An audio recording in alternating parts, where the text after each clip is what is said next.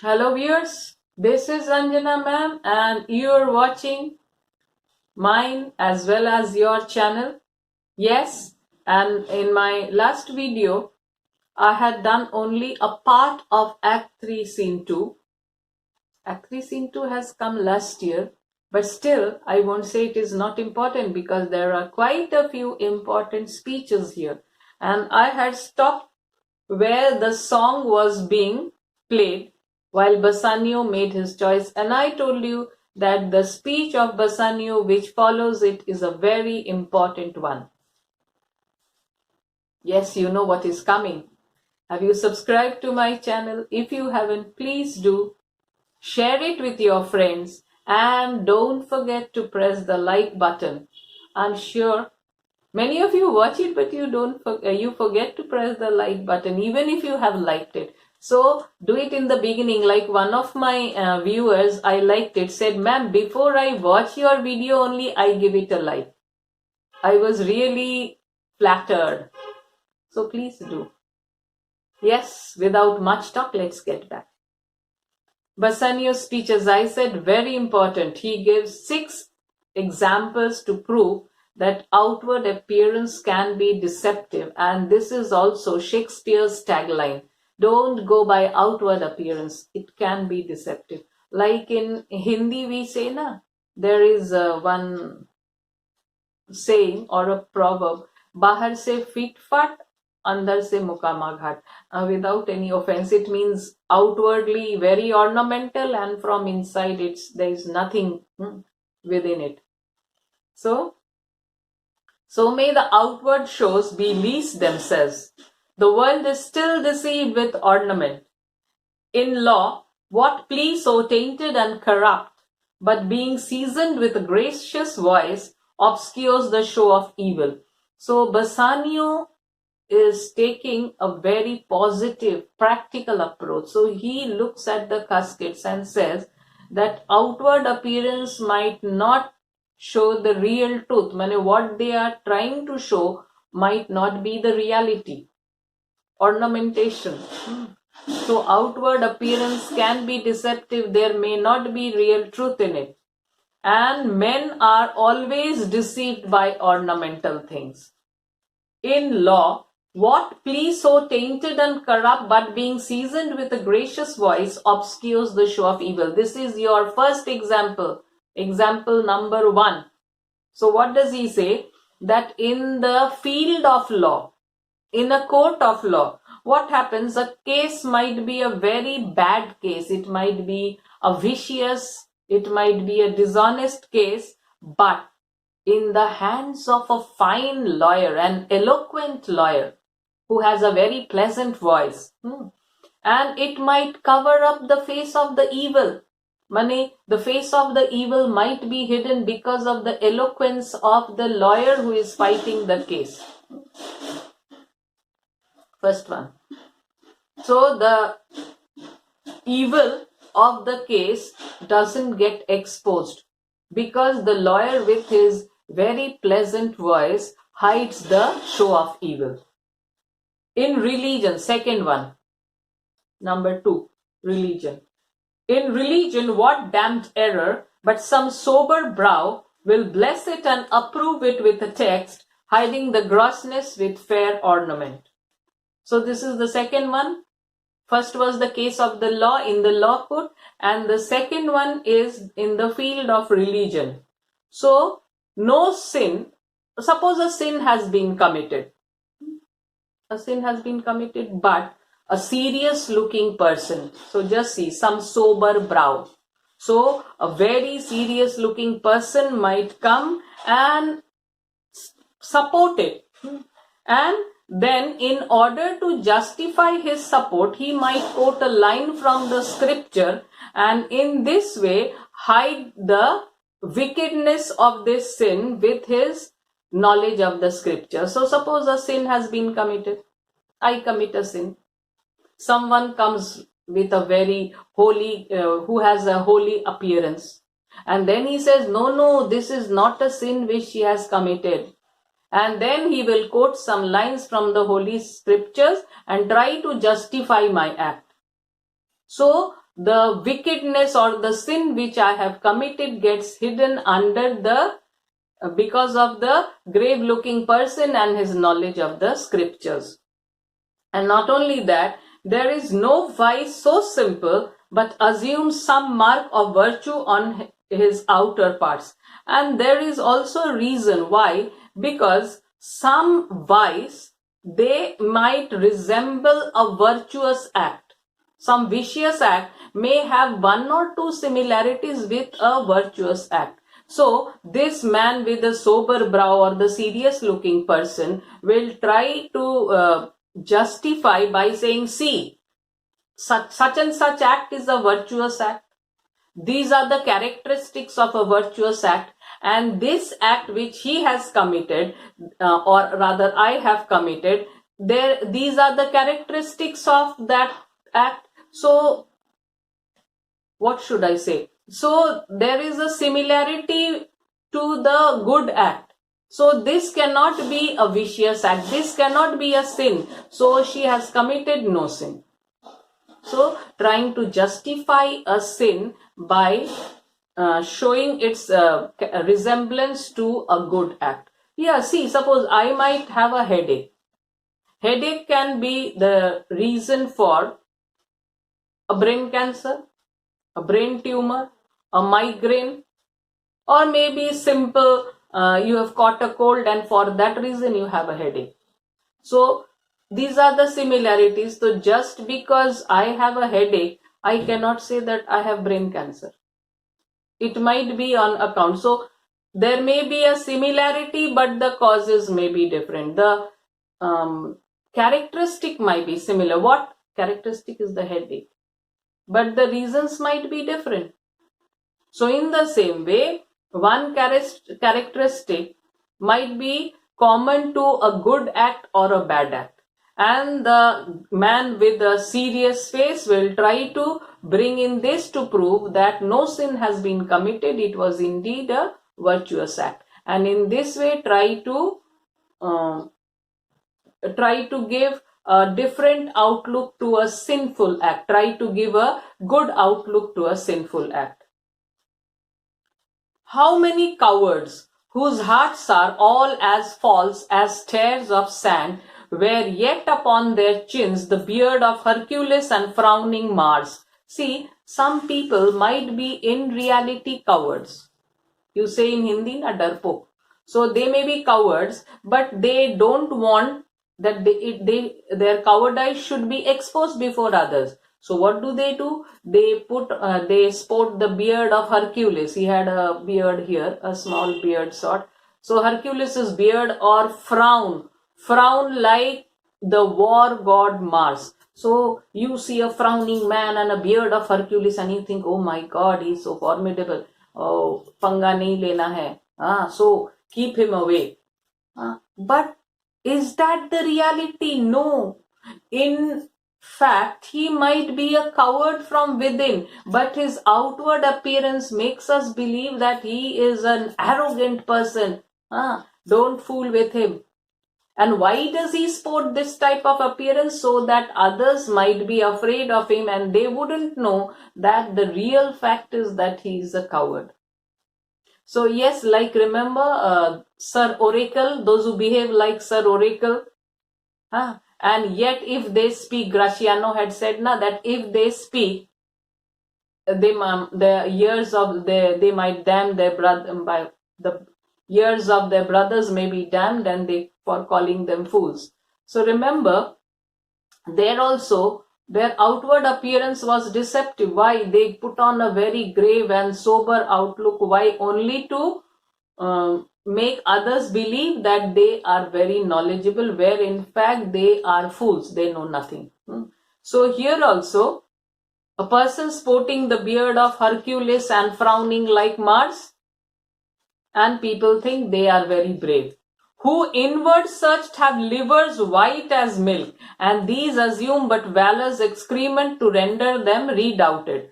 So if you examine them, don't take it literally or seriously. If you examine them, you will find that their livers are white. In those days, it was believed that a coward had white liver and a brave person's liver was red. This is all rubbish. White as milk, and they just outwardly try to adopt these appearances. Why? So that no one should think that they are cowards, only to make themselves formidable before others, only to appear formidable before others. They sport the beard of Hercules, they frown like Mars. So this is the third example. First was law, second was religion, third is cowardice. Fourth one, look on beauty and you shall see it is purchased by the weight. Look on beauty, here it means the things, the cosmetics which make a person beautiful. Look on that and you will see it is purchased by the weight. Yes, a bottle, maybe 50 gram or 100 gram bottle, cosmetic, face powder, and then a lipstick, what not, all those aids to beauty which makes a person look beautiful outwardly. So you shall see it is purchased by the weight, which therein works a miracle in nature. Yeah, and these cosmetics, they work a miracle in nature, and a person's appearance changes. So a person goes to a parlor and then after a makeover, when she comes, oh, from a plain Jane to Jessica. So Jessie to Jessica. So this is what happens. It works a miracle in nature, making them lightest that wear most of it. So lightest can be is used in two senses. One means that it makes them look very fair, and another means it makes them light in character. So this was the fourth example. Now we come to the fifth one. So are those crisp, snaky golden locks which make such wanton gambols with the wind upon supposed fairness, often known to be the dowry of a second head, the skull that bred them in the sepulchre. So again, another example which Bassanio puts forward is that just think of the curly hair on the face of a person, on the face of a beautiful lady, upon supposed fairness. So just see the crispy, snaky, golden locks of hair and the way they rise and fall with the wind blowing, and it makes the person look so beautiful upon supposed fairness, and often known to be the dowry of a second head. But we often know that this hair, which is making this person look so beautiful, does not belong to her. It is a wig. So it is actually, this beautiful hair has been taken from another head, and the person to whom this hair really belonged is maybe dead and in her grave. So the skull that bred them in the sepulchre, thus ornament is but the guile shore to a most dangerous sea. So in this way, ornaments or outward adornments, they might be looked or seen as a treacherous shore to a very dangerous sea. We might think that the shore is not very, the treacherous shore, why? Outwardly looking, the shore might not seem to be dangerous. But the moment thinking it not to be dangerous, we try to step, and then we realize, oh my God, it's quite deep, not at all shallow, it's deep, and you go down under. So ornaments are like that. If you go by ornaments, if you trust them, you might be waiting for a very great shock of your life. The beauteous scarf, veiling an Indian beauty, in a word, the seeming truth, which cunning times put on to entrap the wisest.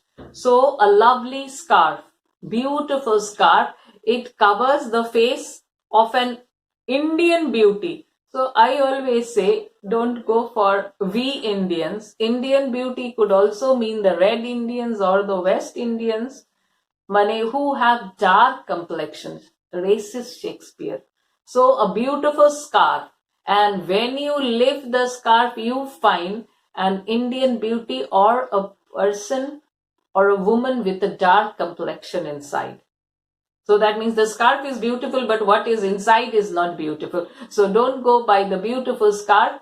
If you go by it, you might be waiting for a shock.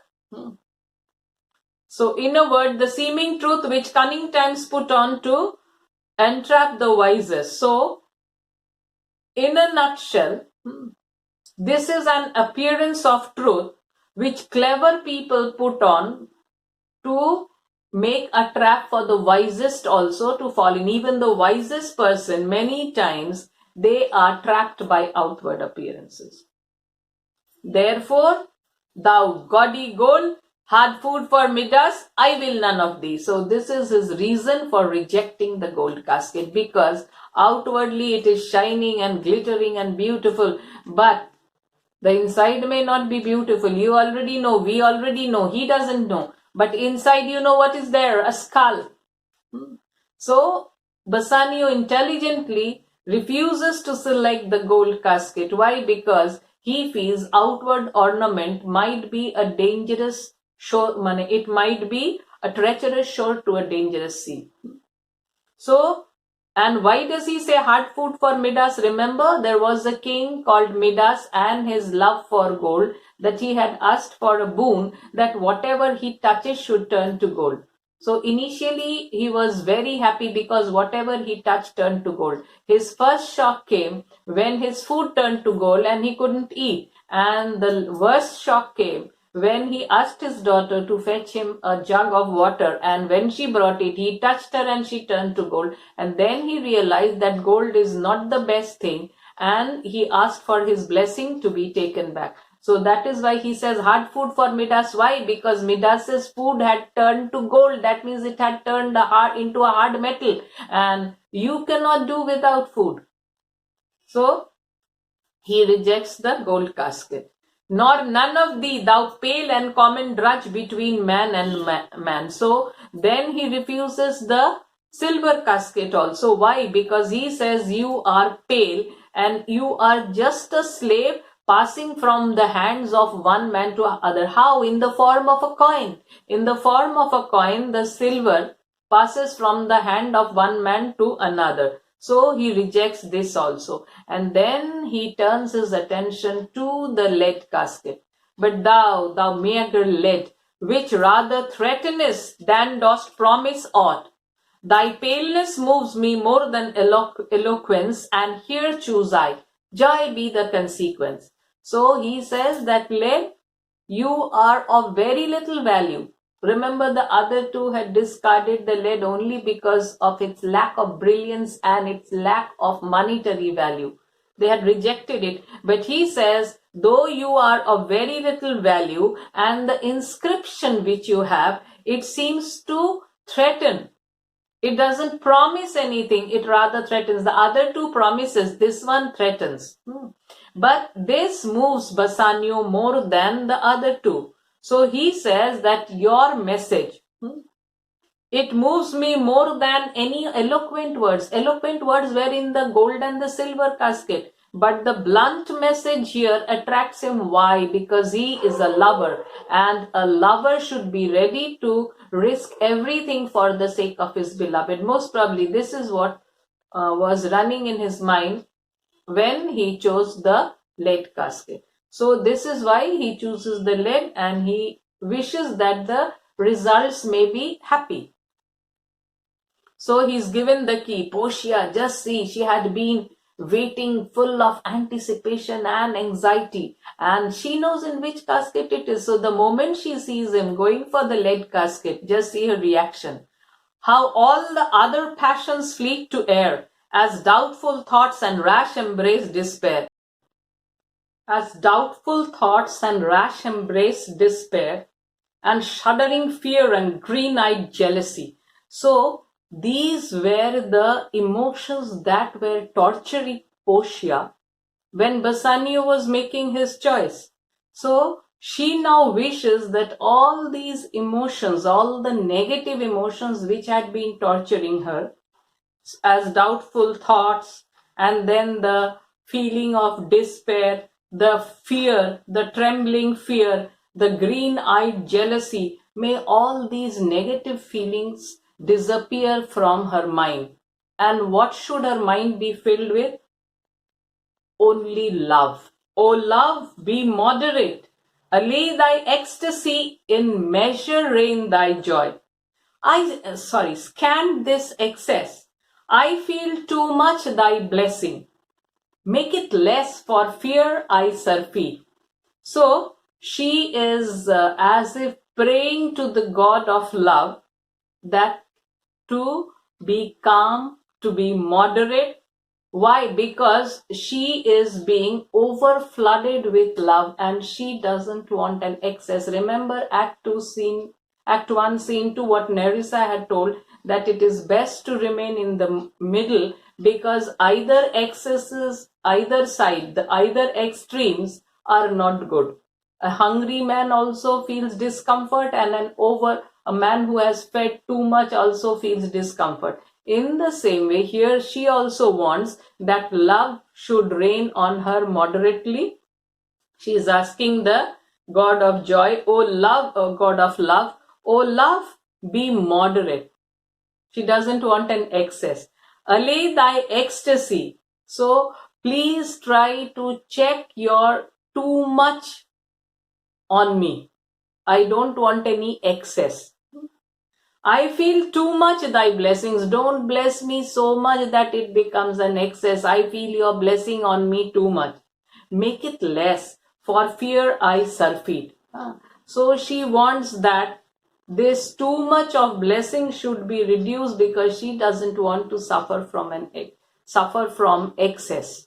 So she wants that this bliss should be reduced, because she is feeling it too strongly, as if she wants to say, I can't take so much.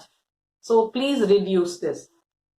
And in the meantime, what happens to our hero, Bassanio? What find I here? Opening the leaden casket. Yes, what every suitor had wished to see and had been disappointed because they had not seen it. It is for Bassanio. What? Fair Portia's counterfeit? So, fair Portia's likeness? Actually, it's the portrait of Portia. What demigod hath come so near creation? To whom does he refer to as demigod? The artist who had made this portrait of Portia. So he is as if a half god. God has created Portia and he has come very near creation. Why? Because the portrait of Portia is so lifelike that it seems as if it is real. Move these eyes, or whether riding on the balls of mine seems they in motion. So then he looks at the eyes in the portrait and he says, are these eyes moving? Or is it because my eyeballs are moving, they too seem to be moving? So then he points his attention on the lips of Portia's portrait. Here are severed lips, parted with sugar breath. This is what we call exaggeration. The lips are parted. The picture has been painted in such a way that the two lips are apart. They are parted. And he says that they are parted with sugar breath. How can you tell that in a portrait? So don't take it seriously. It is an exaggeration. So sweet a bar should sunder such sweet friends. So he says that the breath is as if acting as a partition to separate the two friends. Which are the two friends here? The upper lip and the lower lip. Here in her hairs. Now he concentrates on the hair of Portia in the portrait. Here in her hairs, the painter plays the spider and hath woven a golden mesh to entrap the hearts of men faster than gnats in cobwebs. So then he says that the painter has like a spider. You know, the spider makes a web. So the painter or the artist who has created this portrait, he has as if like a spider made a golden web. That means you remember Act 1, Scene 1, Portia's hair was golden in color. So he has made a golden web to capture the hearts of men. Faster than insects are trapped in a cobweb. But her eyes, how could he see to do them? Having made one, methinks it should have the power to steal both his and leave itself unfurnished. This is the height of exaggeration. He looks at the eyes of Portia in the portrait and he says, my goodness, how could he see to do them? So how was he able to paint these eyes? And he explains what he means by it. Because after having painted one eye, this eye of Portia should have the power to steal both the eyes of the painter and make him blind, and thus the picture should have remained unfinished. But how did he complete the picture? After painting one eye only, that one eye of Portia should have the power to steal both his eyes and make him blind and leave the picture incomplete. How did he really complete the picture with both the eyes? Yet look how far the substance of my praise doth wrong this shadow. In underprising it, so far this shadow that limp behind the substance. And then he says, yes, see, my praise. So, to what an extent the words of my praise, they are underestimating this likeness. That means Portia is the substance. And this is her portrait. And though I am praising this portrait so much, and yet it is nothing in comparison to the real Portia. So just see to what extent the portrait limps far behind the original. So though he's praising the portrait so much, but it is nothing in comparison to original Portia. Here is the scroll, the continent and summary of my fortune. So even he gets a scroll. But this is a happy news. You that choose not by view, chance as fair and choose as true, since this fortune falls to you, be content and seek no new. If you be well pleased with this and hold your fortune for your bliss, turn you where your lady is and claim her with a loving kiss. So what a nice scroll. The other two had received disappointing ones, but this is a very nice scroll. So what is written in this scroll? That you have not chosen only by your eyes. Remember what the Prince of Aragon had said, that he wouldn't equate him with the common people because they choose by outward appearance. So here Bassanio has not gone by outward appearance, and that is why he chose the lead casket. So you have not chosen just by your eyes alone. So may you always be lucky. May you always be fortunate and choose in the same true manner as you have chosen here.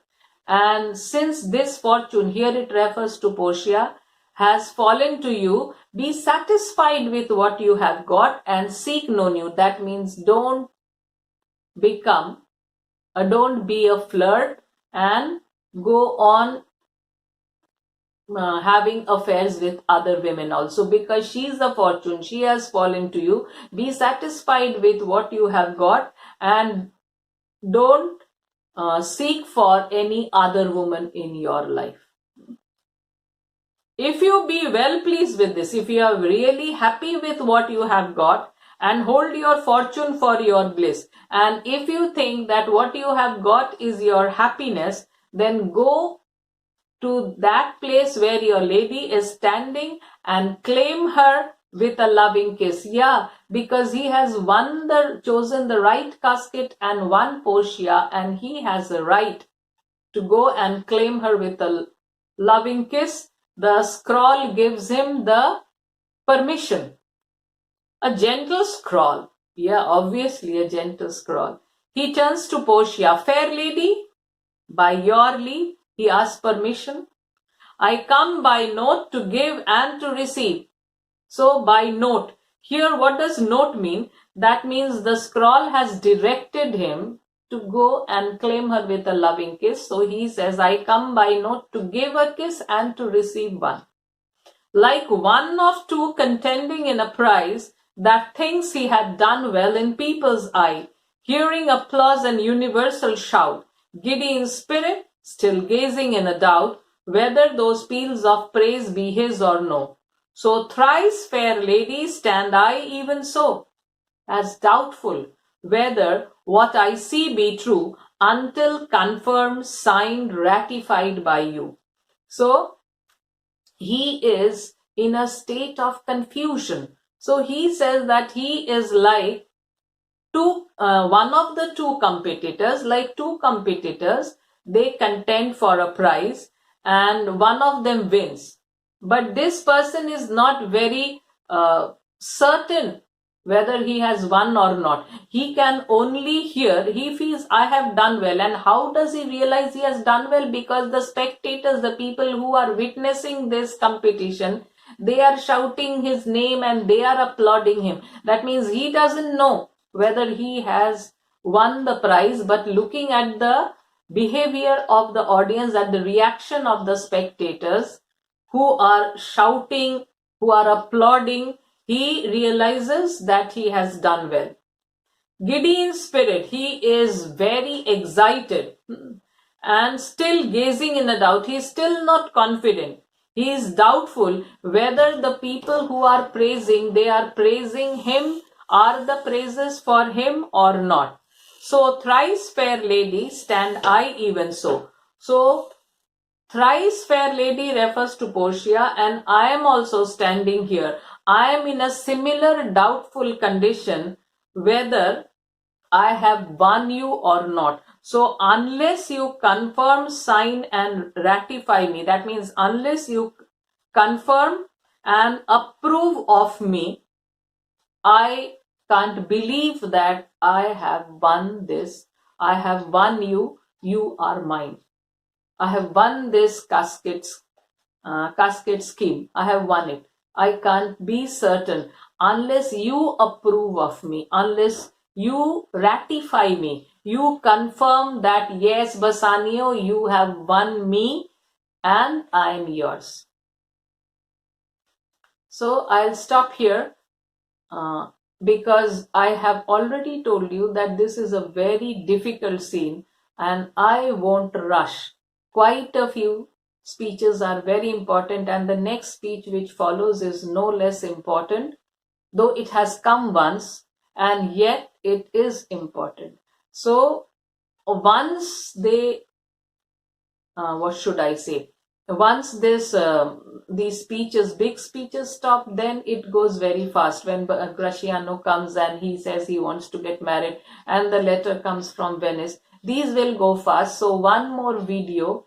So this will be in 3 parts. Please wait for my third part, because I could have finished it in one video only. That would have been a very lengthy one, or else it would have missed many of the vital points. That is why I'm deliberately taking time and doing it in 3, so that I can deal every important line with you. Anyway, please subscribe to my channel and press the like button. I'm repeating again, and best of luck for your exams. Ranjana ma'am bids you goodbye.